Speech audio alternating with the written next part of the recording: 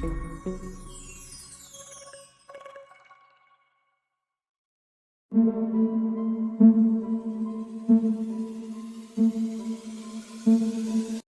Students, welcome to S2 classes. हम लोग admission of a partner का चैप्टर कर रहे थे। इसका इलस्ट्रेशन 62 एंड 63 पेंडिंग था। आज हम उसको कंप्लीट करके इस चैप्टर के सारे इलस्ट्रेशन कंप्लीट करने जा रहे हैं। फिर हम अनसॉल्व्ड क्वेश्चंस भी करेंगे। हर चैप्टर के एक एक क्वेश्चन मैं कराऊंगा, एक एक टॉपिक क्लियर करेंगे, ताकि आपको ऐसा कोई भी चीज नहीं हो जो रह जाए, छूट जाए और आपको समझ में नहीं आए, आपको परेशानी आए। मैं ये चाहता हूं कि हमारे चैनल के थ्रू आप पूरा कोर्स कंप्लीट कर लो, आपको कोई और कहीं पे भी कुछ भी स्टडी करने की जरूरत ना पड़े। ठीक है, इलस्ट्रेशन 62 देखते हैं क्या लिखा हुआ है। ABC were partner in a form sharing 3:1। तो एबीसी 3 पार्टनर है, तीनों का ओल्ड रेशो दिया हुआ है 3/6, रेशो 2/6, रेशो 1/6। आगे लिखा हुआ है कि their balance sheet was as follows, उनकी बैलेंस शीट भी गिवन है हमारे को। अब बैलेंस शीट में क्या क्या चीजें काम की हैं वो देखते हैं। जनरल रिजर्व काम का है, कैपिटल काम का है और बैंक का बैलेंस काम का है। ये तीन चीजें बहुत काम की हैं। फिर अब लास्ट में पढ़ते हैं तो लिखा हुआ है prepare revaluation account, partners capital account and balance sheet. ये तीन चीजें हमारे को बनानी है, तो हम तीनों चीजें बना लेते हैं। अब हमारे को कैपिटल का ओपनिंग बैलेंस दिया हुआ है, वो हम ओपनिंग बैलेंस कैपिटल अकाउंट के अंदर ट्रांसफर करेंगे। तो कैपिटल में लिखेंगे बाय बैलेंस बीडी, और तीनों पार्टनर की ओपनिंग बैलेंस दी हुई है 60,000, 40,000, 20,000 रुपीज। ए बी सी तीनों का ओपनिंग बैलेंस हम लिख देंगे। फिर इसके बाद हम लोग देखेंगे तो जनरल रिजर्व दिया हुआ है। जनरल रिजर्व का एडजस्टमेंट देखेंगे तो कोई भी एडजस्टमेंट नहीं है, तो जनरल रिजर्व को हम ओल्ड पार्टनर्स में ओल्ड रेशो में डिस्ट्रीब्यूट करेंगे। उसकी एंट्री होगी general reserve account debit to old partners capital. तो पार्टनर्स कैपिटल के अंदर लिख देंगे बाय जनरल रिजर्व। अब कितना है जनरल रिजर्व? 21,000 का है। 21,000 का जनरल रिजर्व 3:1 में डिस्ट्रीब्यूट होगा, तो 10,500 रुपीज, 7,000 रुपीज एंड 3,500 रुपीज तीनों पार्टनर्स में डिस्ट्रीब्यूट हो जाएगा ओल्ड रेशो में। उसके बाद बैंक का बैलेंस देखेंगे तो बैंक अकाउंट के अंदर टू बैलेंस बीडी, बैंक का ओपनिंग बैलेंस लिखेंगे। अब बैंक का बैलेंस दिया हुआ है 17,000 रुपीज, वो हम लिख देंगे। कैश की जगह बैंक अकाउंट भी लिख सकते हैं। ठीक है, अब हम एडजस्टमेंट पढ़ना चालू करेंगे तो लिखा हुआ on the about date D was admitted as a new partner, it was decided that, D को एडमिट कराया, न्यू पार्टनर है वो एक तरीके से। न्यू प्रॉफिट शेयरिंग रेशो दिया हुआ है 2:1, मतलब 2/6, 2/6, 1/6, 1/6। अब ये न्यू प्रॉफिट शेयरिंग रेशो लिख दिया। फिर उसके बाद लिखा हुआ है goodwill of the firm was valued at 90,000 rupees and D bot A share of goodwill premium in cash. अब फर्म की गुडविल दी हुई है, देखो ध्यान से, फर्म की गुडविल दी हुई है 90,000 रुपीज।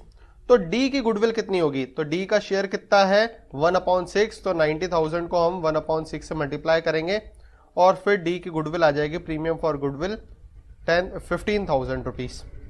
ठीक है, अब ये 15,000 रुपीज डी की गुडविल आ गई। तो गुडविल की एंट्री होती है, अगर वो कैश में कोई भी पार्टनर गुडविल लेकर आता है तो उसकी एंट्री होती है cash account debit to premium for goodwill. तो प्रीमियम फॉर गुडविल में लिख देंगे 15,000 रुपीज कैश अकाउंट के अंदर। दूसरी एंट्री होती है premium for goodwill account debit to sacrificing partners capital. तो सैक्रिफाइसिंग पार्टनर्स कैपिटल में लिख देंगे बाय प्रीमियम फॉर गुडविल। अब सैक्रिफाइसिंग पार्टनर कौन है? कौन है तो पता पड़ेगा कि ए का जो पहले शेयर था वो था 3/6। अब इसका प्रॉफिट शेयरिंग रेशो कितना है? 2/6, मतलब जो ए है वो सैक्रिफाइस कर रहा है 1/6। बी का शेयर पहले था 2/6, अभी भी है 2/6, तो मतलब बी ना सैक्रिफाइस कर रहा है ना गेन कर रहा है। सी का पहले शेयर था 1/6, अभी भी शेयर है 1/6, मतलब सी ना सैक्रिफाइस कर रहा है ना गेन कर रहा है। ओनली ए जो है वो ही सैक्रिफाइस कर रहा है, तो सैक्रिफाइसिंग पार्टनर ए होगा। तो गुडविल का पूरा पैसा किसको मिलेगा? ए को मिलेगा। तो ए के अकाउंट के अंदर पूरे 15,000 रुपए हम लोग ट्रांसफर कर देंगे। ठीक है, गुडविल का एडजस्टमेंट हो गया। फिर लिखा हुआ the market value of the investment was 24,000 rupees. पहले इन्वेस्टमेंट था 30,000 का, अब इन्वेस्टमेंट हो गया 24,000 का, मतलब इन्वेस्टमेंट की वैल्यू कम हो गई। तो रिवैल्यूएशन अकाउंट के अंदर लिख देंगे टू इन्वेस्टमेंट 6,000 रुपीज, इन्वेस्टमेंट की वैल्यू कम हो गई है। बैलेंस शीट के अंदर इन्वेस्टमेंट जो है वो 24,000 का लिख देंगे। फिर उसके बाद आगे देखते हैं machinery will be reduce to 29,000। Machine है कितने की? 35 की है। अब मशीन की वैल्यू करनी है कहां तक? 29,000 तक करनी है, मतलब 6,000 रुपीज मशीन की वैल्यू कम करनी है। तो रिवैल्यूएशन में लिख देंगे टू मशीनरी 6,000 रुपीज मशीन की वैल्यू कम करेंगे, और बैलेंस शीट के अंदर मशीन जो है वो लिख देंगे 29,000 रुपीज। फिर आगे देखते हैं A creditor of 3000 was not likely to claim the amount hence to be written off। मतलब क्रेडिटर को रिटर्न ऑफ करना है, मतलब क्रेडिटर को कम करना है। क्रेडिटर अपनी लाइबिलिटी होती है, अगर लाइबिलिटी को कम करते हैं तो एंट्री होती है लाइबिलिटी टू रिवैल्यूएशन। रिवैल्यूएशन में लिख देंगे बाय क्रेडिटर। 3000 रुपीज के क्रेडिटर कम हो जाएंगे, तो पहले क्रेडिटर थे 84,000 के, अब 3000 के क्रेडिटर कम हो गए तो 81,000 के क्रेडिटर जो है वो बैलेंस शीट के अंदर लिख देंगे।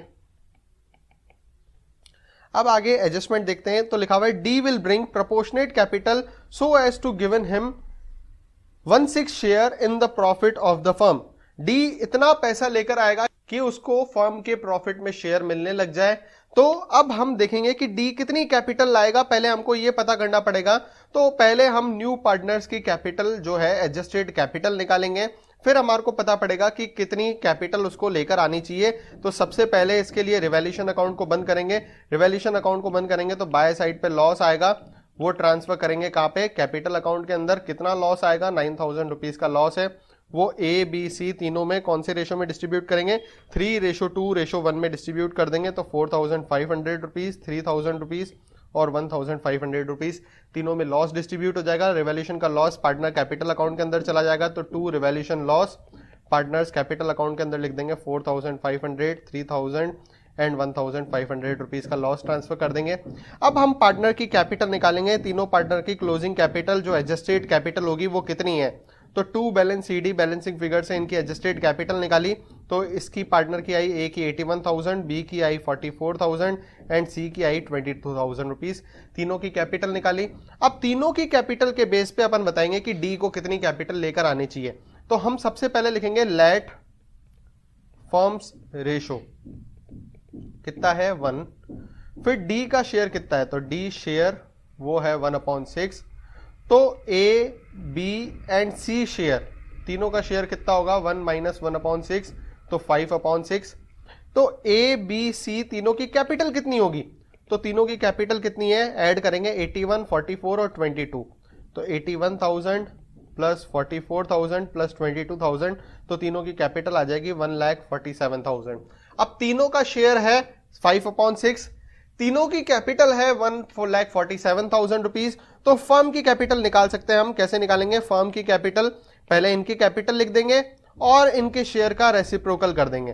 तो निकालेंगे तो फर्म की कैपिटल आ जाएगी कितनी, 1,76,400 रुपीज।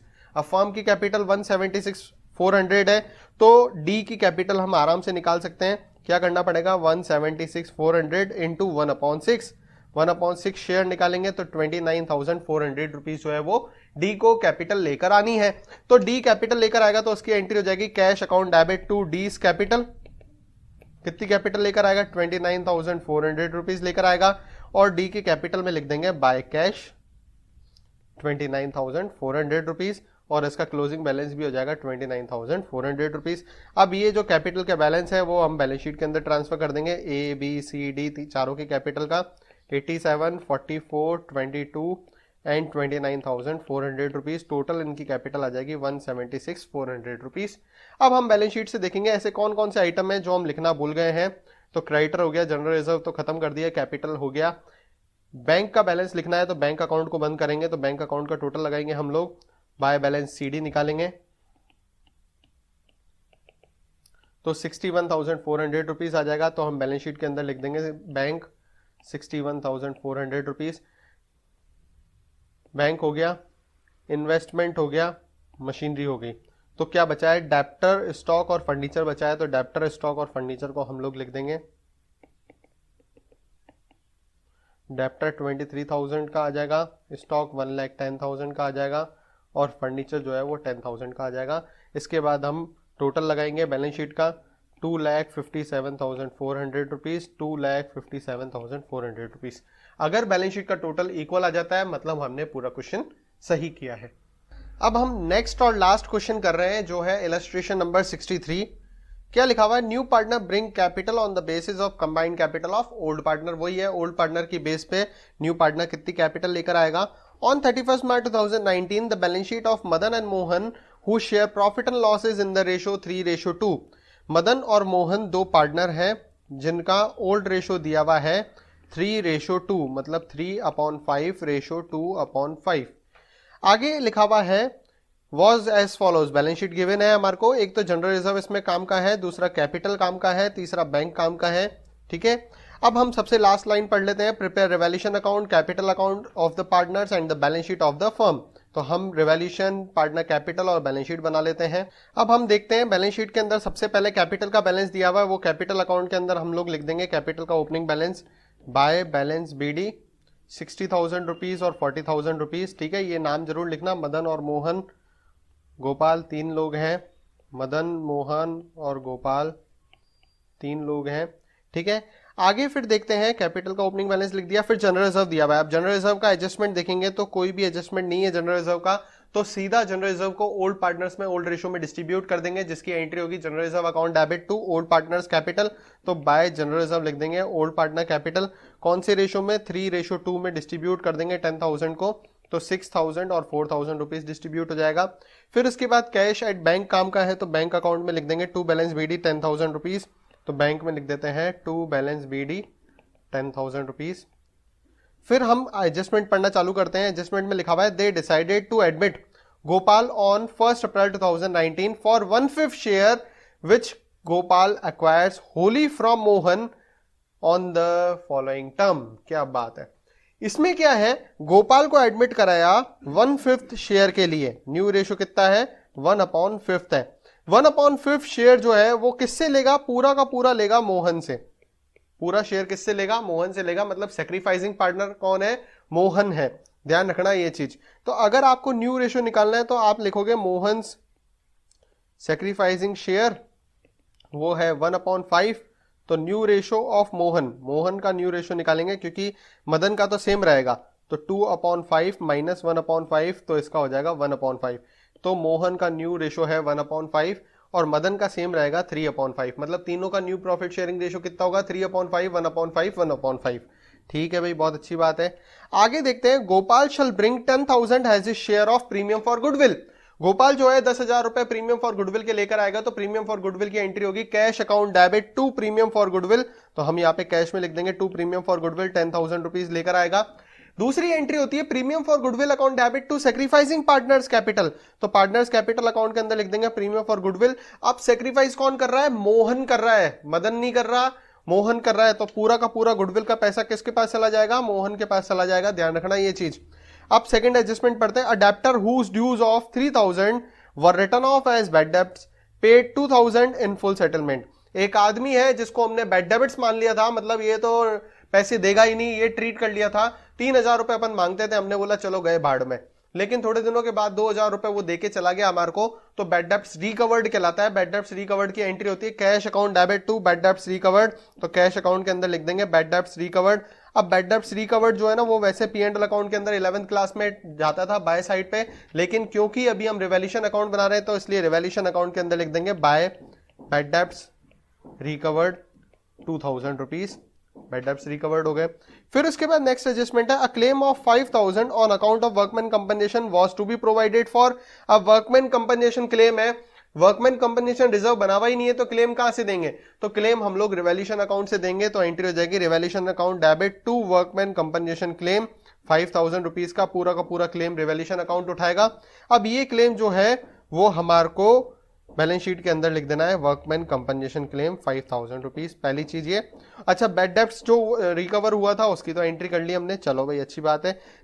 फोर्थ नंबर पॉइंट है, patents were undervalued by 2,000।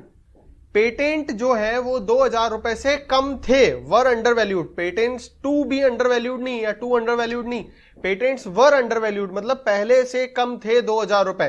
तो पहले से अगर 2,000 कम थे तो अब मतलब पेटेंट की वैल्यू बढ़ानी है, इंक्रीज करनी है, तो इसकी एंट्री होगी patent account debit to revaluation, तो रिवैल्यूएशन में लिख देंगे बाय पेटेंट 2,000 रुपीज। और बैलेंस शीट के अंदर पेटेंट पहले था कितने का, 57,000 का था, अब 2,000 रुपए इंक्रीज कर देंगे और बैलेंस शीट के अंदर लिख देंगे 59,000 का पेटेंट्स, तो पेटेंट्स लिख दिया 59,000 का। चलो भाई आगे देखते हैं, stock in the book was value at 10% more than its market value. Stock की वैल्यू जो है वो 10% ज्यादा लगी हुई थी। तो देखो पहले तो अपन लिखते हैं, देखो इसके अंदर थोड़ा सा काम की चीज सीखनी पड़ेगी, हम लिखेंगे let actual value of stock 100। Stock की एक्चुअल वैल्यू कितनी थी, 100 थी, ओवर वैल्यू कितनी करी हमने 10%, तो ओवर वैल्यूड स्टॉक कितना हो जाएगा 110 का। अब ओवर वैल्यूड स्टॉक दिया हुआ है हमारे को 33,000 का, ठीक है। मैंने तुमको समझाया था जिसको निकालना हो उसको ऊपर रखेंगे, जिसको निकालना है उसको ऊपर रखेंगे। तो हमको अभी निकालना है कि कितना ओवर वैल्यूड था, तो कितना ओवर वैल्यूड था तो उसको निकालना है, तो उसको ऊपर रखेंगे, मतलब 10 को ऊपर रखेंगे, नीचे 110 को रखेंगे, इंटू 33,000 करेंगे, ठीक है। 110 को नीचे इसलिए रखेंगे क्योंकि जिसकी दो टांगे होती है ना उसको नीचे रखते हैं। जो फिगर दिया हुआ होता है, जो दिया हुआ है वो नीचे, तो दिया हुआ क्या है, ओवर वैल्यूड स्टॉक दिया हुआ है, तो इसलिए ओवर वैल्यूड को नीचे करेंगे, मतलब 110 को नीचे रखेंगे। जिसको निकालना है उसको ऊपर रखेंगे, मतलब कितना ओवर वैल्यूड है वो निकालना है तो उसको ऊपर रखा। अच्छा, ओवर वैल्यूड करके कितना दिया हुआ है वो नीचे, तो 110 को रखा, इंटू 33,000। सॉल्व करेंगे ना तो 3,000 रुपीज हमारी ओवर वैल्यूड है। मतलब कितना स्टॉक कम करना है हमारे को, 3,000 रुपए स्टॉक की वैल्यू कम करनी है। तो एंट्री हो जाएगी, रिवैल्यूएशन में लिख देंगे टू स्टॉक, स्टॉक की वैल्यू 3,000 रुपए कम करनी है। तो बैलेंस शीट के अंदर स्टॉक जो है वो 30,000 का हो जाएगा, ध्यान रखना ये चीज। तो स्टॉक लिख दिया हमने 30,000 रुपीज का। फिर आगे हम एडजस्टमेंट देखते हैं। Gopal was to bring in capital equals to 20% of the combined share of Madan and Mohan after all the adjustment. कि भाई जो गोपाल है उसको कितनी कैपिटल लेकर आनी है, 20% कैपिटल लेकर आनी है। 20% करोगे ना तो 1/5 ही होता है, मैंने अभी थोड़ी देर पहले बताया। 20/100 करो तो 20/100 मतलब 1/5 कैपिटल लेकर आनी है। तो पहले हमारे को एडजस्टेड कैपिटल तो पता होनी चाहिए इनकी, कि इनकी कैपिटल आफ्टर एडजस्टमेंट है कितनी। तो कैपिटल आफ्टर एडजस्टमेंट कैसे निकालेंगे, सबसे पहले आप रिवैल्यूएशन अकाउंट को बंद करोगे, इससे पता पड़ेगा कितना प्रॉफिट हुआ है या कितना लॉस हुआ है। तो रिवैल्यूएशन अकाउंट का लॉस हुआ है तो by loss transfer to capital account.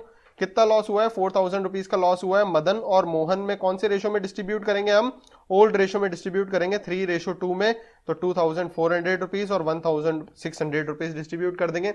Revaluation का लॉस पार्टनर कैपिटल अकाउंट के अंदर जाता है, तो to revaluation loss 2,400 rupees and 1,600 rupees revaluation का लॉस ट्रांसफर कर देंगे। इसके बाद अब हम जो है इस अकाउंट को बंद करेंगे, कैपिटल अकाउंट को। सिर्फ दोनों पार्टनर जो ओल्ड पार्टनर है उनका ही बैलेंस सीडी निकालना है अपन को। तो to balance C D balancing figure निकालेंगे, तो 63,600 रुपीज एंड 52,400 रुपीज इनका क्लोजिंग बैलेंस आ जाएगा। अब ये जो क्लोजिंग बैलेंस आया ये इनकी कैपिटल आफ्टर एडजस्टमेंट है, कि सारे एडजस्टमेंट करने के बाद देखो जनरल रिजर्व भी डिस्ट्रीब्यूट हो गया, रिवैल्यूएशन अकाउंट का लॉस भी आ गया इसके अंदर, और गुडविल के पैसे भी आ गए। मेन ये तीन चीजें देखनी है, रिजर्व्स, गुडविल और रिवैल्यूएशन। इन तीनों का एडजस्टमेंट अगर हो जाता है तो उसको बोलते हैं कैपिटल आफ्टर एडजस्टमेंट। तो आफ्टर एडजस्टमेंट कैपिटल निकाली, दोनों की कितनी है, 63,600 और 52,400। तो हम लिखेंगे यहां पर लेट फर्म शेयर, तो फर्म का शेयर माना 1, तो उसमें गोपाल का शेयर कितना है, तो गोपाल का शेयर है 1/5।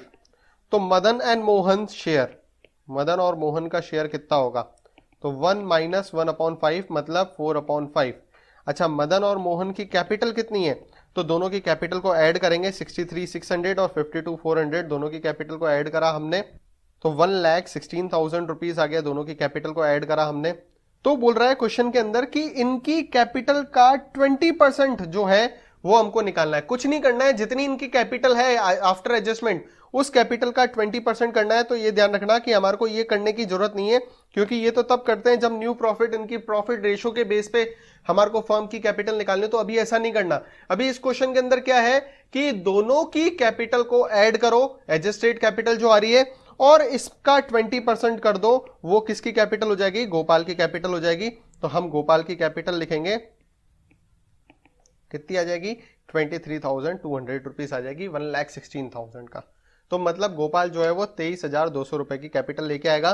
तो एंट्री हो जाएगी cash account debit to Gopal's capital 23,200 rupees, और कैपिटल के अंदर लिख देंगे बाय कैश गोपाल में 23,200 रुपीज, और इसका क्लोजिंग बैलेंस आ जाएगा 23,200 रुपीज। अब हमारा कैपिटल अकाउंट भी कंप्लीट हो गया, तो कैपिटल का बैलेंस जो है वो बैलेंस शीट के अंदर डाल देंगे। तो मदन, मोहन और गोपाल तीनों की कैपिटल लिख देंगे, ट्रांसफर करेंगे 63,600, 52,400 एंड 23,200 रुपीज। टोटल इनकी कैपिटल जो है वो 1,39,200 रुपीज़ ट्रांसफ़र कर देंगे। अब हम बैलेंस शीट से चेक करेंगे कि ऐसा कौन कौन सा आइटम है जो पुरानी बैलेंस शीट से अभी तक आया नहीं है। जनरल रिजर्व आ गया, कैपिटल आ गया, तो क्रेडिटर और ईपीएफ रह गया। क्रेडिटर और ईपीएफ को ट्रांसफ़र करेंगे।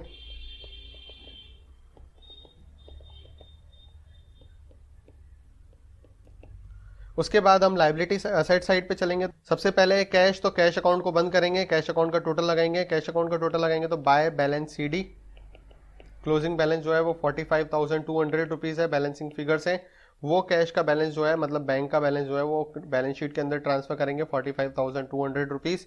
फिर उसके बाद देखेंगे तो डेप्टर हमने नहीं लिखा है, डेप्टर को लिखेंगे 65 माइनस प्रोविजन 5,000, तो 60,000 रुपीज़ आ जाएगा। डेप्टर भी आ गया। उसके बाद स्टॉक हमने कर दिया एडजस्ट। उसके बाद जो पेटेंट है उसको भी एडजस्ट कर दिया। तो ये सारी चीज़ें आने के बाद हम लोग बैलेंस शीट का टोटल लगाएंगे। बैलेंस शीट का टोटल लगाया तो 1,94,200 रुपीज़, 1,94,200 रुपीज़ आ जाएगा। और इसी के साथ जब क्वेश्चन का टोटल इक्वल आ जाता है, मतलब बैलेंस शीट पूरी सही है, अभी तक जो क्वेश्चन किया बिल्कुल सही है। अब हमारे इस चैप्टर के इलस्ट्रेशन कंप्लीट हो गए हैं। नेक्स्ट वीडियो से हम अनसॉल्व्ड क्वेश्चन की स्टडी करेंगे, तो सारे अनसॉल्व्ड क्वेश्चन आपको समझ में आएंगे और फिर उसके बाद नेक्स्ट चैप्टर स्टार्ट करेंगे। Thank you for watching.